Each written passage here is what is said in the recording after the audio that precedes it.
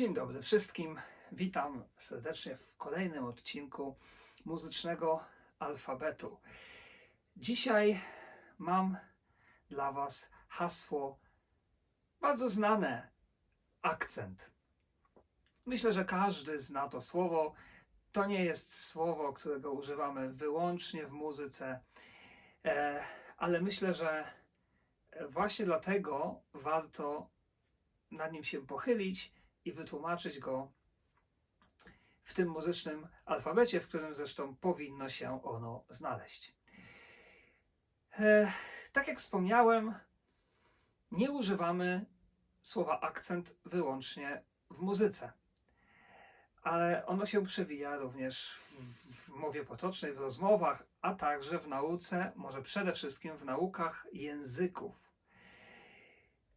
Jak wiemy, akcenty w języku są bardzo ważne, bowiem nawet mówiąc po polsku, gdybyśmy nie akcentowali słów tam, gdzie one mają być i muszą być akcentowane, to mielibyśmy duży problem ze zrozumieniem osoby, która używa złych akcentów. To samo dotyczy każdego innego języka. Gdy uczymy się nowego języka, ci z Was, którzy się uczą języków, doskonale wiedzą, że musimy się również uczyć wymowy, czyli akcentów. Dotyczy to zwłaszcza angielskiego, oczywiście każdego języka, bo można naprawdę zmienić znaczenie słowa, gdy się inny akcent użyje, a nawet czasu, jak na przykład w języku hiszpańskim. Gdy zaakcentujemy inną sylabę, ostatnią, nagle mamy czas przeszły, tak naprawdę, i wszystko się zmienia. Przykład. Ja mówię hablo, yo hablo, akcent na pierwszą, ale gdy powiem hablo, no to jest już przecież czas przeszły trzeciej osoby, czyli on powiedział hablo, więc to jest bardzo ważne. Mówię o tym nie dlatego, że jest to wideo o uczeniu się języków, tylko dlatego, że to się wszystko razem przenika. Muzyka przenika się z innymi dziedzinami. Muzyka to tak naprawdę jest język. I akcenty w muzyce oznaczają dokładnie to samo, co w języku. Jeżeli kompozytor chce, ma jakiś konkretny pomysł na frazę i chce ją przedstawić tak, a nie inaczej, to właśnie daje akcenty. I te akcenty zaznaczamy takim znakiem większości chyba. No, wiecie Państwo, o czym mówię.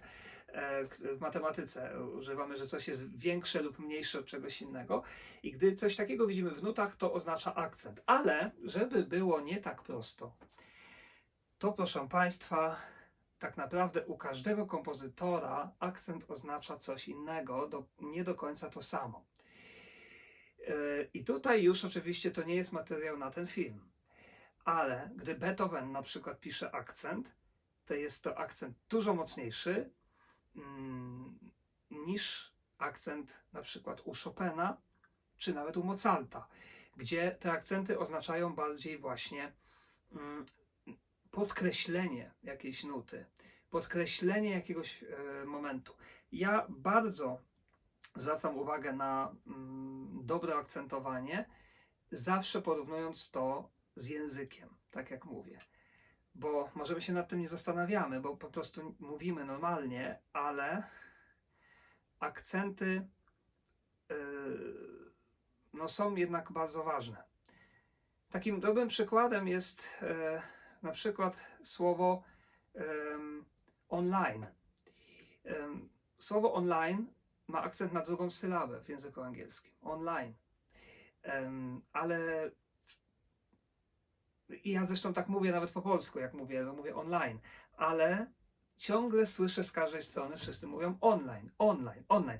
Czy to jest poprawne, czy nie, tego nie wiem. Weszło to jako język polski, ale akcent został zmieniony, prawda? I to jest właśnie akcent, proszę Państwa. Akcenty w muzyce. No więc właśnie, tak jak powiedziałem, każdy kompozytor inaczej akcentuje i przykładów mamy tutaj tysiące, więc myślę, że nawet nie będziemy ich tutaj pokazywać, bo ten film trwałby dłużej niż owe 5 minut, które sobie obiecałem, że te filmy będą trwały. A więc dziękuję bardzo za uwagę i zapraszam na kolejne odcinki.